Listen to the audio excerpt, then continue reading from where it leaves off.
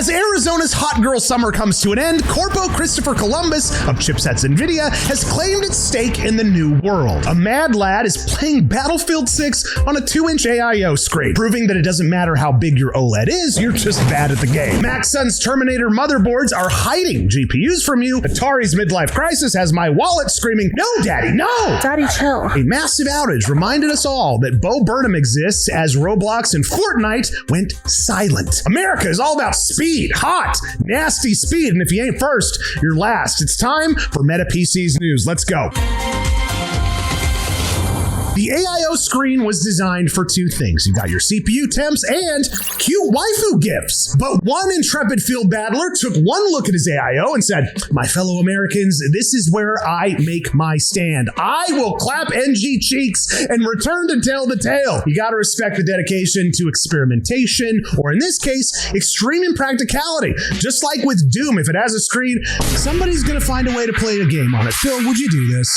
No, I bought my AIO in 2021 and I'm a millennial, so I'm going to use it till it dies. You're good. Okay. Which you really should, right? I mean, this is pretty crazy.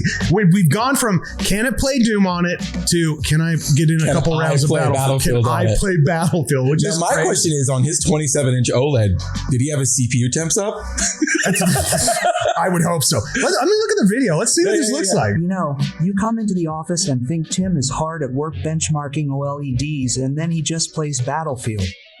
Battlefield on a water cooler. Just a normal day at the office. Now, did he get any kills? That's a good question. I would love to see the gameplay. You know what? He should stream from that. From that AIO?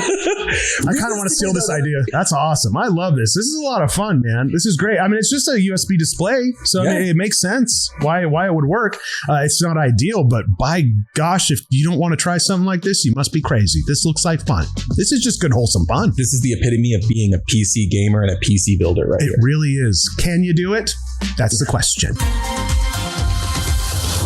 Visa-locked video card manufacturer Maxsun is back with a vengeance aimed directly at cable management. The kings of absurd aesthetics just showed off the Terminator B850 BKB. It's an AMD motherboard with a rear-mounted, check this out, PCI-E slot. Move over back to front, back to back is here. And it means that you can plug your entire graphics card in from the back of the motherboard. Now, the only problem is we can't seem to find a case that actually supports it. Now, if this takes off, it's a pretty huge leap forward in terms of clean builds, as well as mitigating GPU sag. But what will AIBs do when the GPU is hidden from view entirely? This is nuts, man. Great move.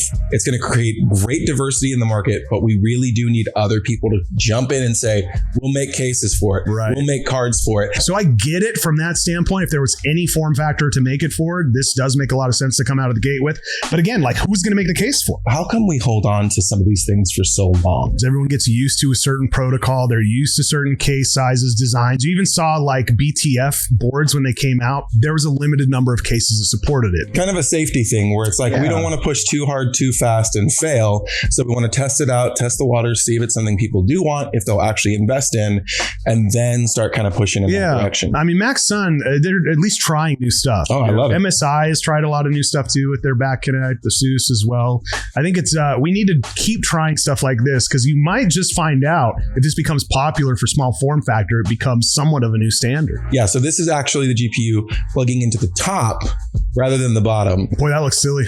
I mean, just that photo is very interesting, but it does give you an idea of how you can have a reduced footprint by going with that mounting on the back of the motherboard. That's fun. You know who should make this case? Singularity. That would be sick. This would look amazing in a Singularity case would be rad. Hold on, can I go get one? There's one here. Yeah, go grab one. Sure. Chris.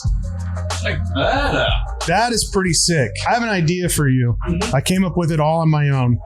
Could you imagine if there was a motherboard with a back connect GPU, PCI-E 5.0, where you could just sandwich it to the back in a case like this to keep the footprint small? I've heard of there's such a thing as this thing. Yeah, I just invented it. I do know if anyone could make a cool case for it, it would be Singularity. Singularity. Yeah. That's pretty sick. Check that out. Chris been working on this. That's kind of fun. Speaking Speaking of Back to the Future, it's time to look forward to the past. Y2K is back as RGB religion leader Razer launches the Phantom White Peripheral Collection. Now, this isn't just white plastic, though. All the peripherals, including the Basilisk V3 Pro mouse and the Black Widow V4 keyboard, feature translucent shells. Translucent even, Phil. Yeah, translucent. Let me be the first to say translucent 5 times fast. This is giving Nintendo 64 vibes, and it's time to get excited. I'm ready to get excited. Look at these. These are gorgeous. Yeah, they're translucent. They're translucent. They're translucent. You could say translucent 5 times fast. I could sure try. This is crazy. This looks like the 90s again. The translucent purple needs to come back. It must be translucent. It's crazy that the translucent's coming back. Apple kind of like came up with that. Well, didn't come up with it, but they were one of the first in the hardware side, PC, Mac hardware side, to come up with those translucent backs for the G3s and iMacs and stuff. This is really giving those vibes. There's also Phantom Green. No. Phantom or Quartz. Okay, so Quartz isn't clear. It's just pink. And actually, my daughter has that keyboard. It's a nice keyboard. But so we have Phantom White and Phantom Green. I think these are really cool. That's fun. Razer, you done good on this one. You cooked a little bit on this. This is definitely better than the Corsair Pokemon. Yeah. Oh yeah. It was Razer. You did good.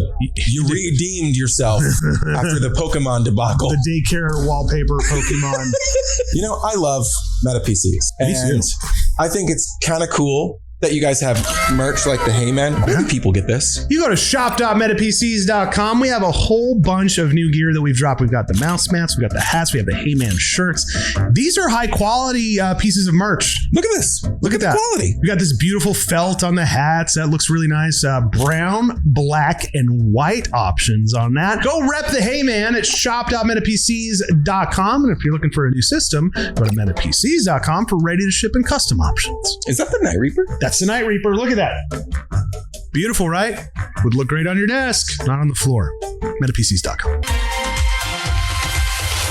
Does anybody remember DOSBox? It was a software that lets you play your old copy of Doom or Civilization 2, and it just got a massive upgrade. After 5 years in the lab, DOSBox Pure Unleashed is finally here. It's no longer restricted to being a RetroArch core. It's now a standalone release ready for Windows, Mac, and Linux. And it's the best news for retro gaming since someone invented the save button. It's got enhanced stability, easier setup, and best of all, this thing is free and it can finally play 3D Pinball Space Cadet again, and I cannot wait. I love that game so much. So good. I had so many hours in that Windows pinball game. Dude, it's the best game. And the crazy thing is they lost the original code to that game. They did? So they've had to like remake it, refactor it, all that stuff. Is that why all the clones aren't the same? It's never going to be the same. Wow.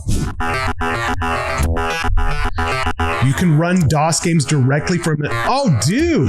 You just drag the zip file onto it and boom, you're in Doom. This is so cool. Command and Conquer, dude. We need to get this and we need to play Mech Warrior. We need to set up LAN and play Mech Warrior. Yes. And then look, 3DFX Voodoo. No way. In 4K. Dude, and I saw some settings there as we were kind of going through this video, and one of the settings was a CRT filter. Yep. So it'll give you the CRT effect on a screen. Is that right? That is correct. Wow. There's tons of emulators out there, but this has me excited. That is very, very cool. I love this. And I love how easy it is to use. So there's literally drag and drop to a zip file. Just drag the zip file in there and you're all set and ready to go. Wow. It's literally no different than putting a floppy in and playing the game. This is really fun. If you're into retro gaming, you've got to check this out. This is so cool.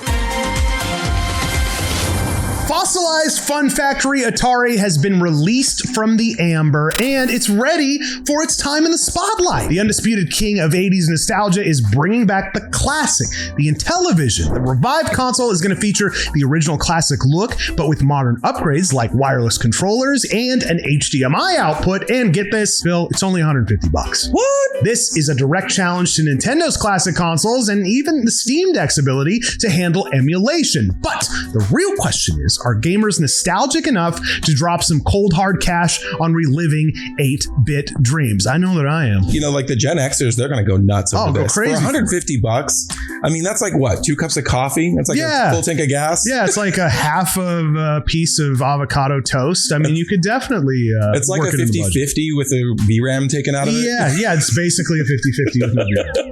I know around that time, games weren't the best. The graphics weren't the best. Obviously, we're talking 8-bit here, and this is pre-NES.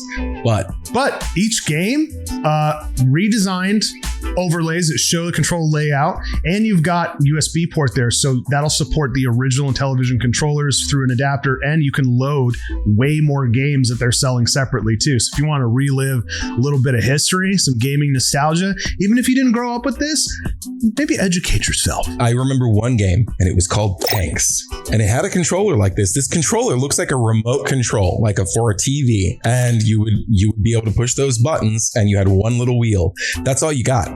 Like, imagine trying to play Call of Duty on this controller. Imagine. Comment remote control if you think this is a good idea.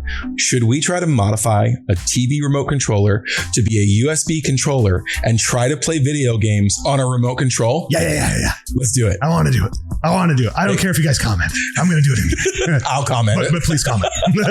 Looking at the comments here, you can definitely tell who is Gen Z and who is not, because the Gen Z one said, who would buy this e-waste? Gen X. The millennial pops in and goes, older Gen X. Do you remember when we all woke up and half of the internet was down? Oh, yeah, it was not a good day. Well, guess what? It's no surprise that by now, the Bezos Bucks billionaire buffet was out of orange chicken and the entire world cried out, really? Just broccoli beef? A massive outage hit Amazon's East Coast internet services, which, as we all know, hosts a huge chunk of the entire modern internet, including major gaming and streaming platforms. It was a chaotic few hours of downtime. You had gamers who were unable to log in, streamers couldn't go live, and half of the world couldn't get any work done. It's terrifying to realize that we're all vulnerable to single points of failure. When one huge cloud provider sneezes, the entire digital world catches a freaking cold. And personally, I think it's about time to build in better redundancy, better options, and maybe, I don't know, bring back physical media while we're at it. This is super indicative of problems of monopolies when it comes to hosting. Practically every website I go to, when I hit F12 and look at the actual JavaScript in the HTML in there, Amazon. Everything hosted on Amazon. What happens whenever their servers go down and the whole world has to stop? Well, we found out, didn't we? Yeah. It was crazy. We had stuff like, we use Asana here for project management and stuff. That was down. Asana was down. Fortnite was down. Roblox was down. Like, we use Fortnite for project management too. Yeah. We use Roblox for communication. Yep.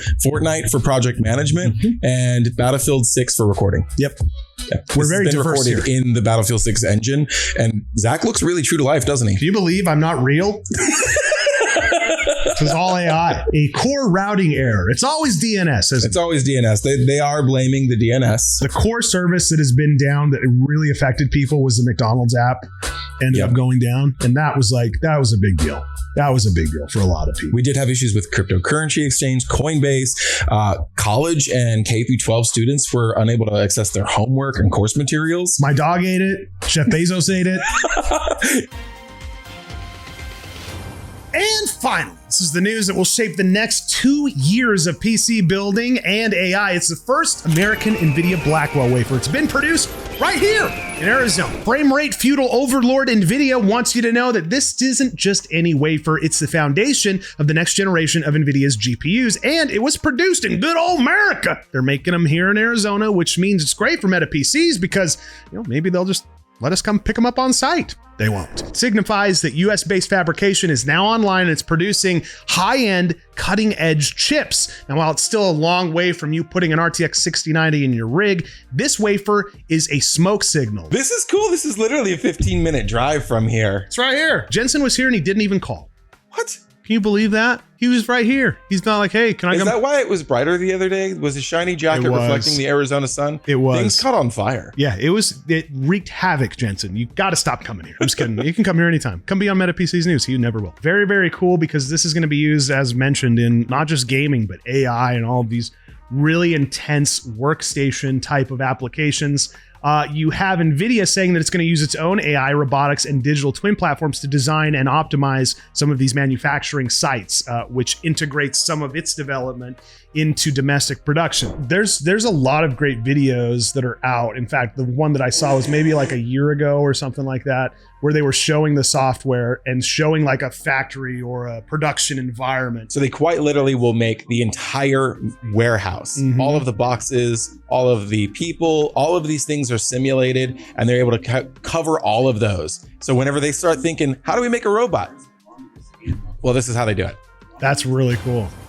Guys, it would not be Meta PCS News if we didn't thank all the amazing members who are on the Backstage Pass. What does that mean? It means you get to see videos that nobody else gets to see on the channel. We had some new folks join. Let's say hi to him. We have Ernesto, my favorite tech. He just rejoined. Brain Games, Thomas Tech Tips, Playdis, GladOS, MXTT, Nagiri. The Baja Blast can is still subscribed. I love it. I love the Baja Blast can. We have some people that have been around for freaking ever. Kristen OTX, Jared Kindlespire, he works here. Ryan Gilpatrick, he works here. Wait, how is he on there twice? Did he subscribe? He's on there 3 times. He 3x subscribed. How is that even possible? Guys, sign up for the Backstage Pass here on the channel at the Meta PCs YouTube to get access to content that nobody else gets to see. Thank you to all the members that have signed up. Guys, that'll do it for today. Thank you so much for watching Meta PCs News. I'm going to go enjoy this nice can of, what is this? Grape juice? What do you have? I've got a warm cup of air. This is just an Nvidia cup. It's just... Guys, you got to hit subscribe so Phil can stop drinking air on the show.